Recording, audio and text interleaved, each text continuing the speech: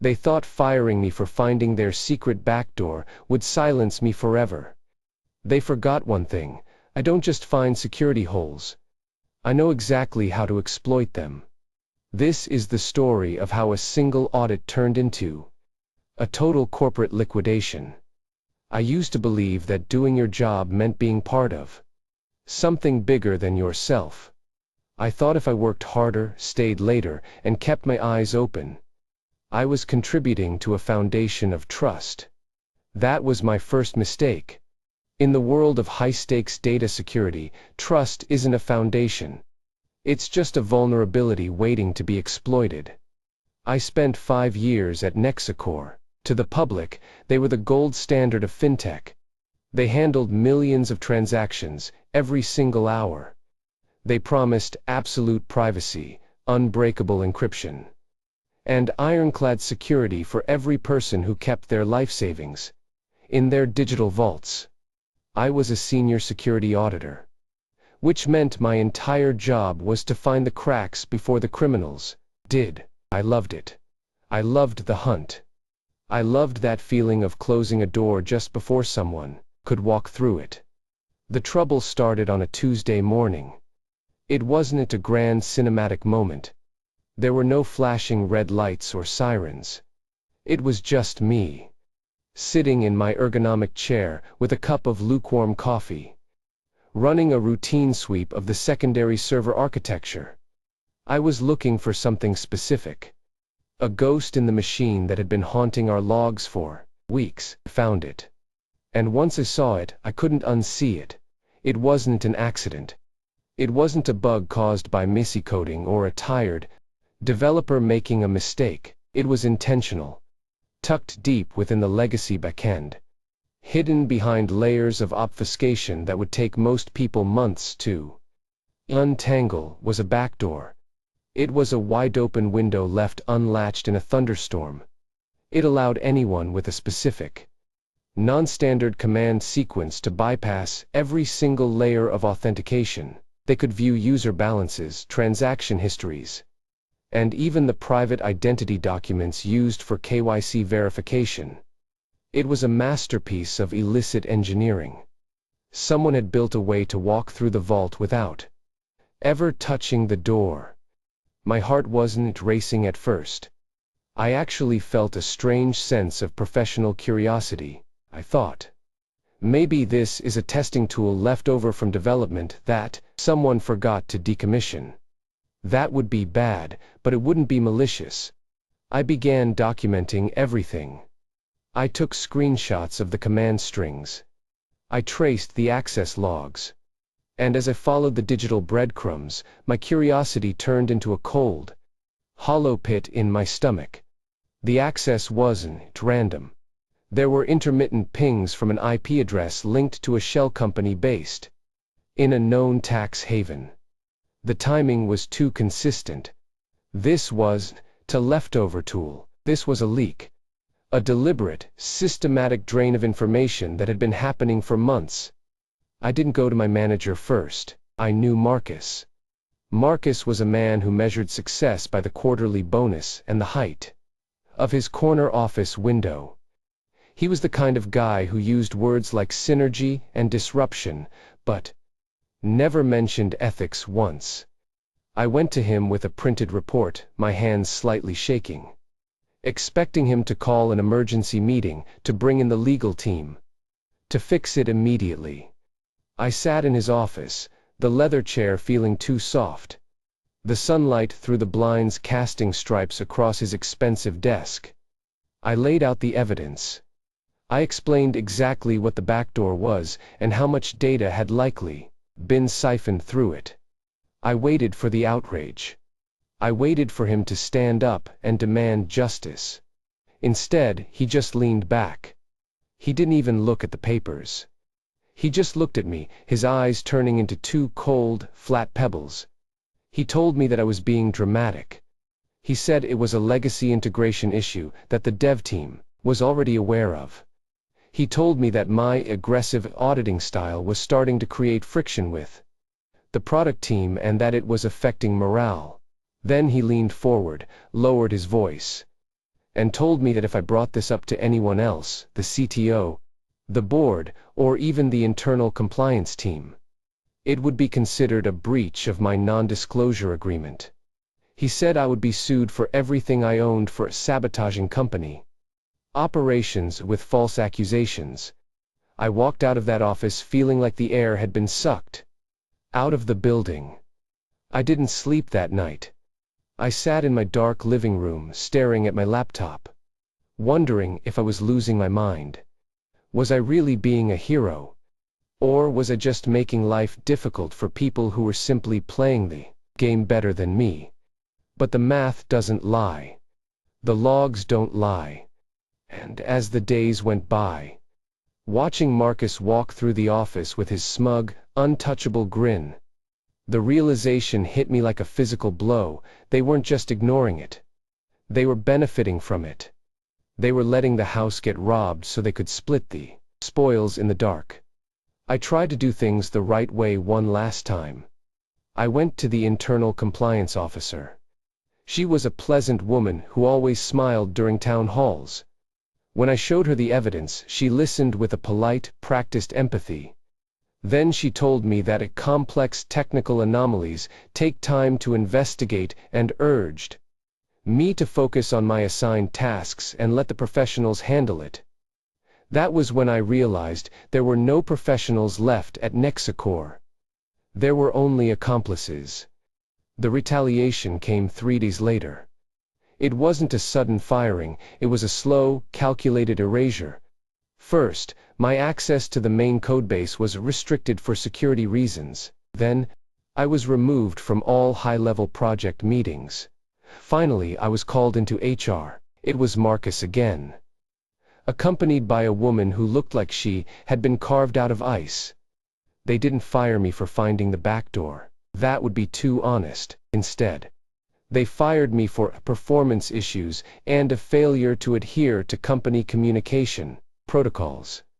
They claimed I had been creating a hostile work environment by questioning leadership decisions without sufficient cause. They handed me a severance package that was insulting.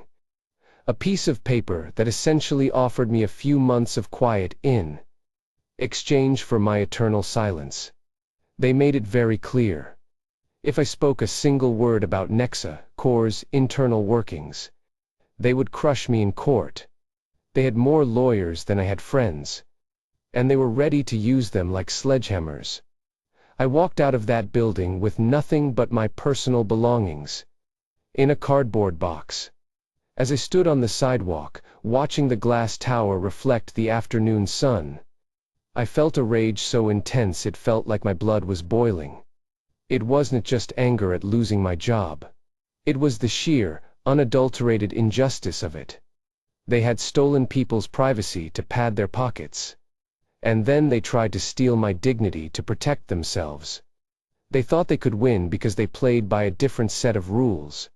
They thought that if they were loud enough and rich enough, the truth would simply stop existing. They thought I was just another replaceable cog in their machine. But they forgot one thing about security auditors. We don't just find holes. We study how systems fail. And we know exactly where to hit to make sure a system doesn't just break but collapses entirely. I didn't go home and cry. I didn't go to a lawyer to fight an unwinnable battle. Instead, I went to my home office, sat down at my private rig, the one they couldn't touch, and started looking for the regulator. Not just any regulator. Not the local ones or the industry boards that are always in the pocket of big tech. I looked for the international agencies. The ones whose entire mandate is centered on the sanctity of global financial data and cross-border privacy laws. The kind of people who don't care about a company culture or a morale, but only care about systemic corruption and large-scale fraud. I knew I couldn't just send an email saying, "Hey, NexaCore is dirty." They would dismiss it as a disgruntled former employee. No, if you want to take down a giant, you don't throw stones. You provide the blueprint for their execution. I spent the next month working in total silence. I didn't post on social media. I didn't tell my friends. I became a ghost. I compiled an incredibly detailed dossier. It wasn't just about the back door. If I only showed them the back door, they would claim it was a technical error and pay a small fine. That wouldn't be enough. To destroy them, I had to show the intent. I reconstructed every single illicit transaction. I mapped out the flow of money from the stolen data directly into the offshore accounts linked to the shell companies. I cross-referenced the timestamps of the unauthorized access with the private communications I had captured before my access was revoked. Communications that clearly showed the executives discussing how to manage the anomaly without alerting the public. I prepared a package so dense, so undeniable, and so legally damning that no regulator could ignore it without risking their own reputation. It wasn't just evidence. It was a roadmap of treason against the very customers they were sworn to protect. The final touch was the delivery. I didn't send it via a standard portal. I used an encrypted, anonymous relay, timed to hit the desks of 3 different major regulatory bodies simultaneously at 9:00 a.m. on a Monday morning. I sat in a small cafe across the street from NexaCore on that Monday. I watched the employees filing into the building. I saw Marcus walking toward the elevator, looking as confident and arrogant as ever, clutching his expensive leather briefcase. He had no idea that by noon, his world would be ending. The fallout was faster than anyone could have predicted. Because I hadn't just reported a bug, I had reported systematic, intentional financial fraud and massive violations of international privacy laws. The regulators didn't send a polite letter asking for clarification. They sent federal agents. They sent forensic accountants. They sent subpoenas that were so wide they basically swallowed the entire company whole. The news hit the wire by midday. In NexaCore, under federal investigation for massive data fraud and systematic security violations. My phone started buzzing. It was my former colleagues, some terrified, some asking me if I knew anything, some accusing me of ruining their lives. I didn't answer any of them. By Wednesday, the stock price had cratered. By Friday, the board of directors had been purged in a frantic attempt to save themselves. And by the following Monday, Marcus was being escorted out of the building in handcuffs. He didn't look like a high-powered executive anymore. He looked small. He looked gray. He looked exactly like what he was.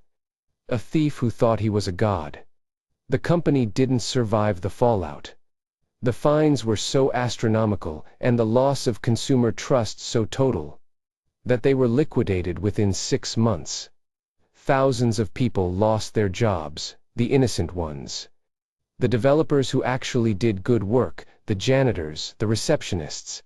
That is the part that keeps me awake at night, sometimes. Collateral damage. The weight of what I did stays with you.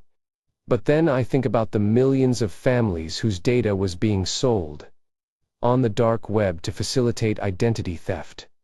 I think about the people who would have lost everything if I had stayed quiet and just accepted my performance-based termination. I realized that justice isn't always clean. It's often messy, and it's rarely fair to everyone involved. But there is a profound difference between a mistake and a betrayal. A mistake can be fixed. A betrayal has to be purged. I don't work in fintech anymore.